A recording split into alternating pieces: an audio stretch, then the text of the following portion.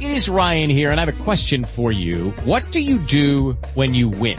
Like, are you a fist pumper, a woo-hooer, a hand clapper, a high-fiver? I kind of like the high-five, but if you want to hone in on those winning moves, check out Chumba Casino. At ChumbaCasino.com, choose from hundreds of social casino-style games for your chance to redeem serious cash prizes. There are new game releases weekly, plus free daily bonuses, so don't wait. Start having the most fun ever at ChumbaCasino.com. No purchase necessary. VGW. Void where prohibited by law. See terms and conditions. 18+. Okay, round two. Name something that's not boring. A laundry? Ooh, a book club. Computer solitaire, huh? Ah, sorry, we were looking for Chumba Casino. That's right, ChumbaCasino.com has over 100 casino-style games. Join today and play for free for your chance to redeem some serious prizes. ChumbaCasino.com. No purchase necessary. Void where prohibited by law. 18+. Terms and conditions apply. See website for details. The Abbott and Costello Show, produced and transcribed in Hollywood for your listening and laughing pleasure with chuckles for the carload and music by Matty Malvik. So hold on to your chairs, folks. Here they are, Bud Abbott and Lou Costello.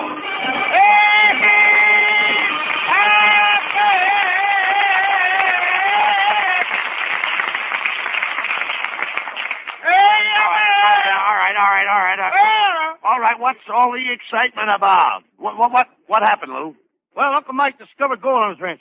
Well, good for Uncle Mike. Yeah, he's sending to Europe for some Englishmen with shovels. He's sending for Englishmen with shovels. What for? He figures England will want to borrow the gold sooner or later, and they might just as well come over here and help dig it up.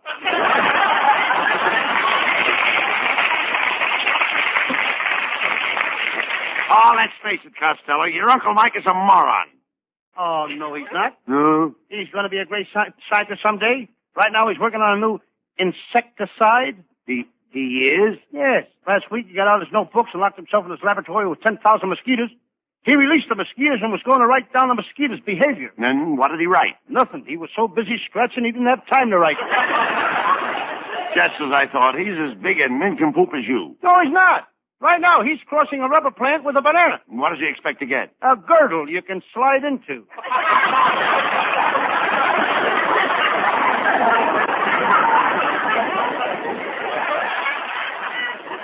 You know, your whole family are jerks. But, by the way, what was that silly-looking thing on the radiator of your car this afternoon? Well, you see, I can't afford a radiator cap, so I trained my little dog to sit on the radiator. Your dog sits on the radiator? Mm-hmm. Does he bark much? Only when it boils over. Well,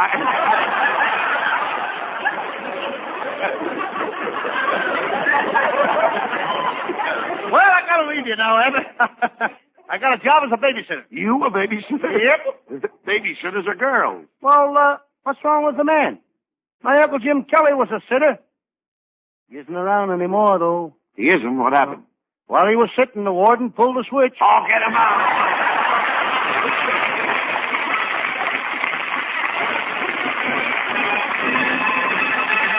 And there'll be much more of that terrific Abbott and Costello humor in a few seconds.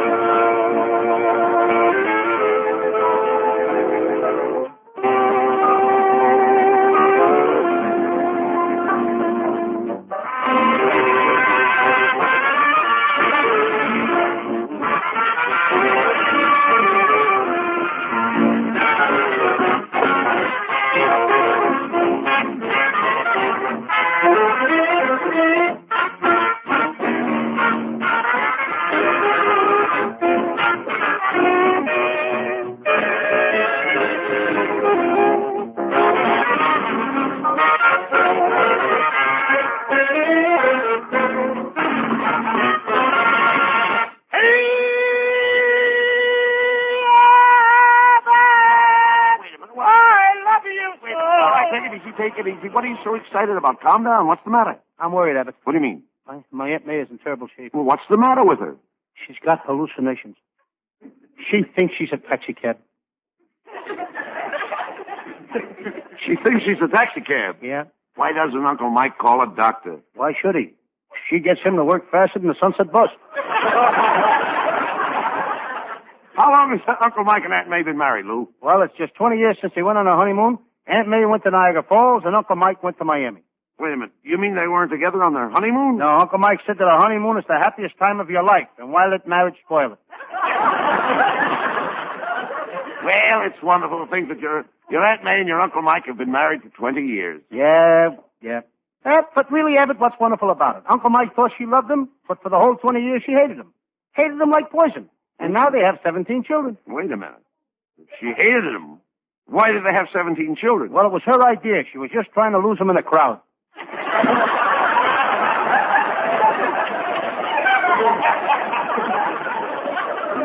Is that mean to him, Lou? Well, she beats him up all the time. He wouldn't mind it if it wasn't for the children. The children? Yeah, they beat him, too. He must be really henpecked. Yes, he is. She tries to keep him in the house every night. Saturday, when he started to take his bath, she put 6 boxes of Jell-O in the tub so he'd get stuck. Luckily, it was raspberry, and he ate his way out.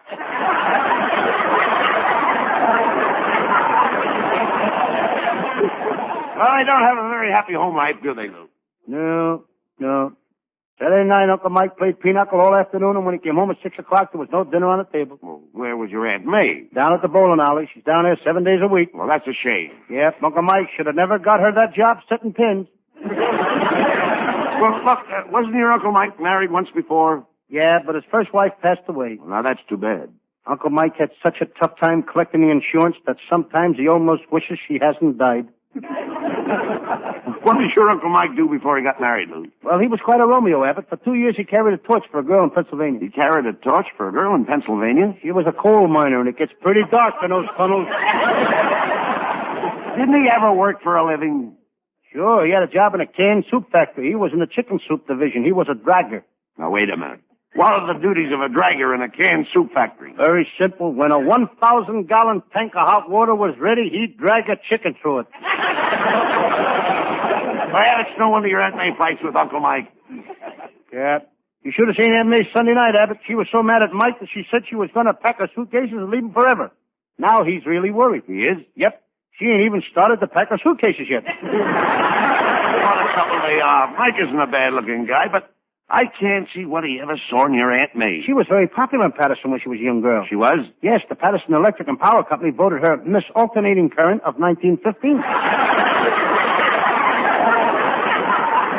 Costello, that's about the year you were born back in Patterson, isn't it? Yes. I'm Patterson's favorite son. What do you mean? Just last week, the people of Patterson erected a statue in the very spot where I was born. The spot where you were born? Where was that? Right in the middle of the Greyhound bus depot. You were born right in the middle of the Greyhound bus depot? It was raining and my mother couldn't get a taxi. Costello, you talk like an nincompoop. Tell me, does your whole family suffer from stupidity? Indeed not. They enjoy every minute of it.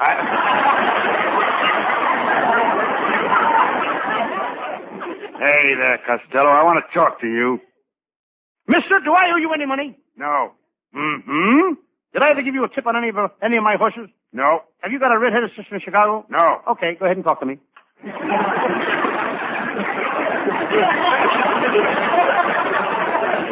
Do you give away prizes on this program?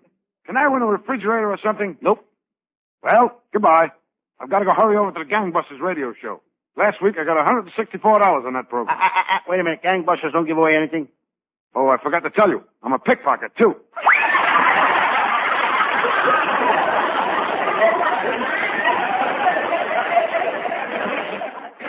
Now I know where I saw that guy, Abbott. It was the 30th anniversary party. Yours. Remember you had a swimming pool filled up with bourbon? Yeah, the whole swimming pool was filled with bourbon. What fun. Yes, I never saw so many people going down for the third time with smiles on their faces.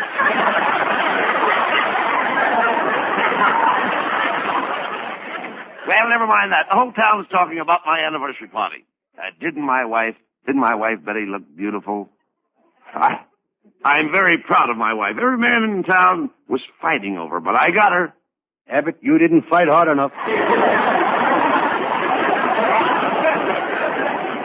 My wife is a beautiful woman. She hasn't got a wrinkle in her face. She hasn't, huh? Then what are those things? Dents. Costello, you know nothing about women. I don't even know why I even discussed the subject of women with you. Well, it's not my fault, Abbott. I led a very sheltered life.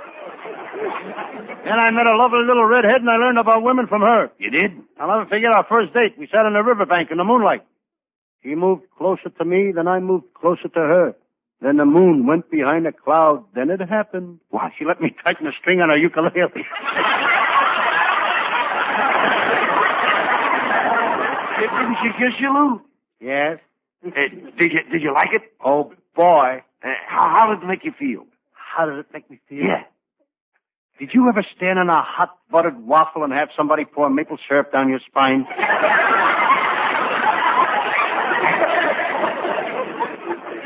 How did you get along with her, Lou? Oh, good. The second time we had a date, I took her sightseeing on a bus. Rubberneck? No, but I tickled her a little.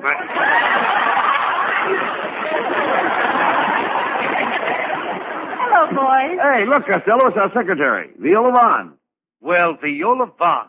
That's my line, Lou. Take it. Well, Viola Vaughn. I understand you bought a new car. How do you like driving in California? Well, it would be. That's your be. choice.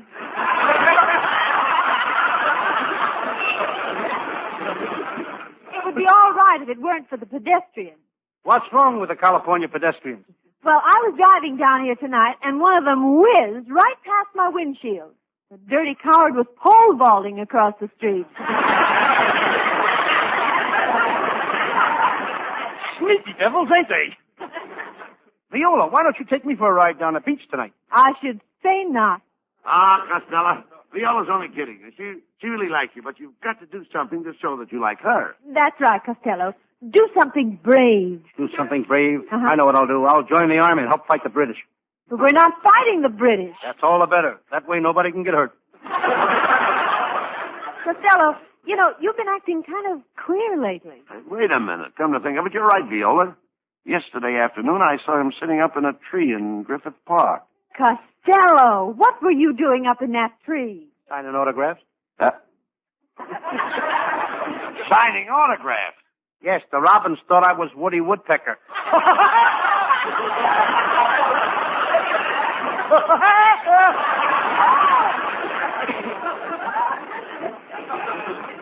Costello, here's another thing. Why do you always carry an umbrella on your arm?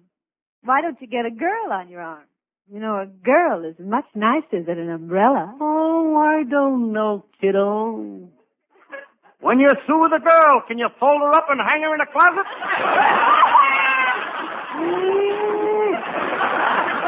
Why, you simple-minded, no-good, low-down... No, just a minute, Mr. Abbott. Have you ever stopped to consider that Costello's reasoning capacity and his functional capabilities for logical delineation are coordinated, comprehensive, and negligible? Is it compulsory to you to abuse this poor, moronic, social incompetent simply because the poor slob doesn't possess the mental capacity of an imbecile? But Viola... Just a minute, Abbott. You've had this coming to you for a long time. Let her finish. Continue. Tell them what a slob I am. Viola, Viola, I can't help it if Costello is stupid. Who's stupid? I want to say something, Abbott. I'm always studying, always reading. I just finished a book called When Frankenstein Meets the Wolfman in Dracula's Garden, where the Spider-Woman killed the cat girl. What's the story about? Two bums living in the La Brea tar pits. Well, I've got to go now, boys. I'm taking my painting lesson. Do you paint? Oh, yes. I draw birds with charcoal. I paint flowers in watercolor. What do you do in oil? Fry potatoes. Go on, Costello. You know, Abbott, there's a girl going places. She is? Yes, sir. If she hurries, she can be the first one in line to collect her unemployment insurance. I'll get that. He just started taking piano lessons. You know, Costello, ever since you started playing the part of Sam Shovell, private detective, you've got your nose in everybody's business. You've been as busy as an ant. Ants are busy? Certainly. Then why are they always going to picnics?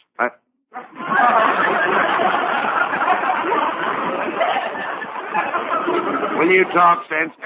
What is that letter you have in your hand? Well, Abbott, it's another fan letter. Listen to this. Dear Lou Costello, a Sam Shovell detective, you are the greatest thing on radio. I love your show. But my wife won't listen to it. She says she needs you like she needs a hole in the head. I'm sending her to see you tonight. Mr. Costello, there's a lady to see you. What does she look like? She's a short, fat woman with a hole in her head. Oh, never mind. What is your Sam Shovell detective story for tonight, Luke? I think I'll do one of my old Western cases. I call it the case of the general, who opened up a drive-in and was caught selling horse meat. Or Custer's last hamburger stand. Well, you're talking. Let's do it.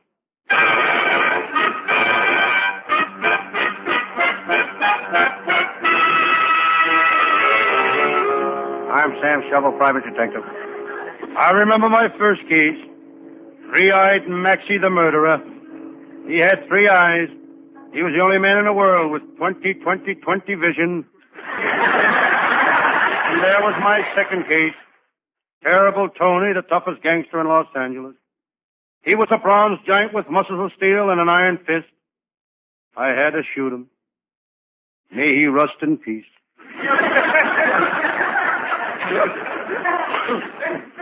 15 years in the detective business takes a lot out of you. But I feel as strong and vigorous as the day I started. Right now I could tear Superman in half. But I don't want to ruin the rest of the paper.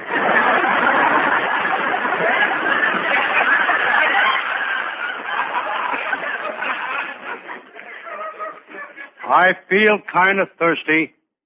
I go to the sink. This Los Angeles water is getting harder every day.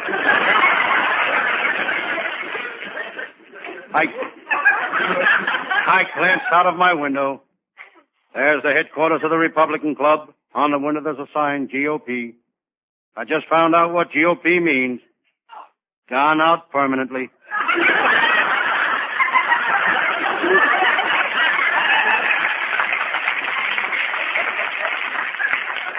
I look down at my desk. There's my new wristwatch. My new wristwatch. It's a shock-proof, non-magnetic, waterproof watch. The directions say don't take this watch out of the box. Fresh air ruins it. I think I'll give it to my secretary. What a secretary. She got the job the hard way. The hard way. She knew how to type. Lying next to my watch is my shotgun. I decide to see if it's loaded. I pointed at the floor and pulled the trigger. I looked down at the floor. When did I buy open-toed shoes?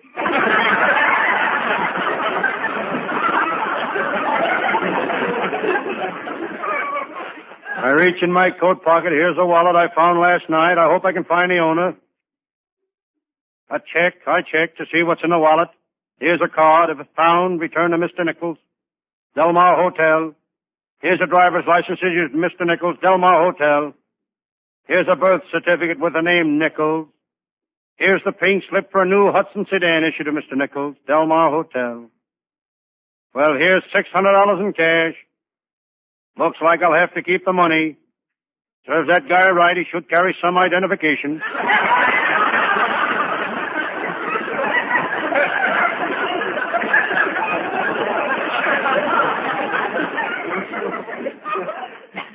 The name on the money is Washington.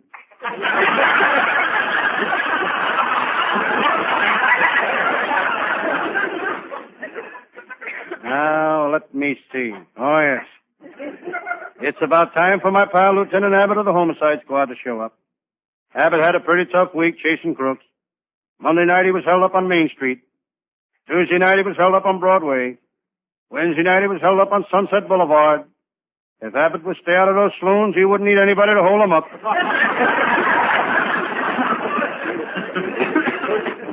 Lieutenant Abbott don't have to work. He was born with a silver spoon in his mouth. This was okay until he found out that all the other kids had tongues.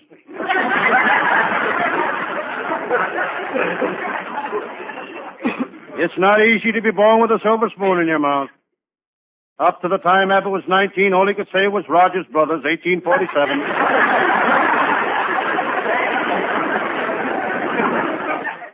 Before he became a detective, Abbott was a motorcycle cop. He was the only cop on the force that had traffic eyes. Real traffic eyes. They'd always look both ways before crossing each other. No matter what case Lieutenant Abbott goes out on, he's never stuck. Hello, Sam Shovell, private detective speaking. Hello, Sam. This is Lieutenant Abbott. Sam, what time do the vaults open in the Fourth National Bank? At 9 o'clock tomorrow morning. Not till 9 o'clock tomorrow morning? That's right, Lieutenant Abbott. You can't get in those vaults till 9 o'clock tomorrow morning. Who wants to get in? I'm trying to get out.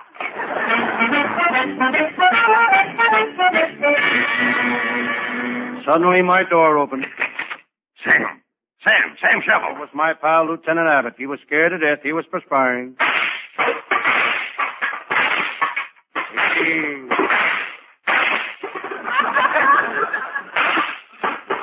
He was sweating bullets.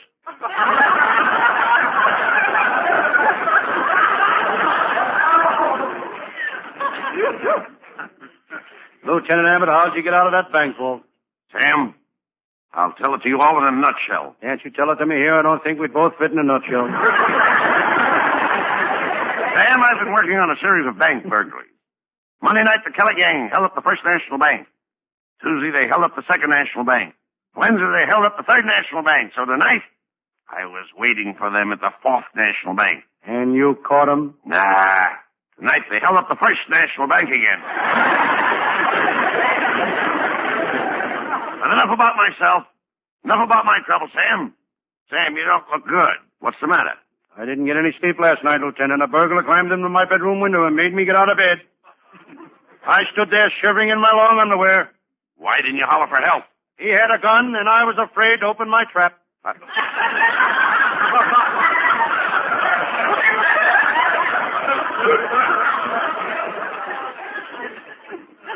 After the burglar left, I still couldn't get any sleep. I was worried about my brother Pat. He kept poking his head into my room. Well, lots of guys poke their heads into their brothers' rooms. On the end of a stick?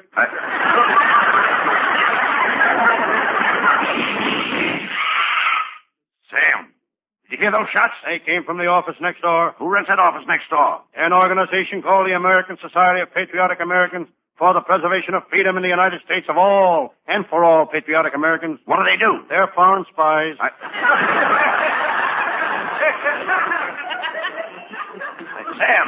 Sam, look. There's the guy that did the shooting. He's coming in here. He's got a gun. So this is the place I've been looking for, eh? Where's Sam Shovell, the private detective? What do you want with him? I'm gonna kill him. I hate radio detectives. I hate them all. The Thin Man, the Fat Man, Ellery Queen. But most of all, I hate Sam Shovell. I'm gonna gouge his eyes out. I'll fill him with lead. Now, who are you? Oh, I'm just an ordinary policeman. Honest, mister, I'm not a radio detective. And you? Who are you, fatso? Well, I'm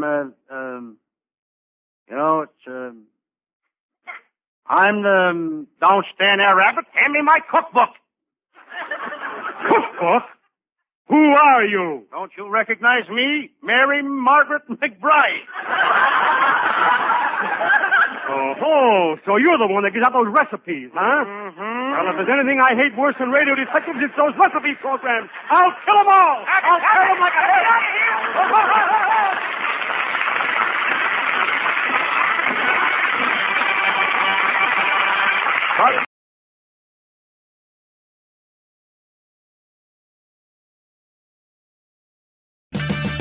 One in 4 car batteries is weak and needs to be replaced. Let our professional parts people test your battery for free at O'Reilly Auto Parts. O'Reilly Auto Parts.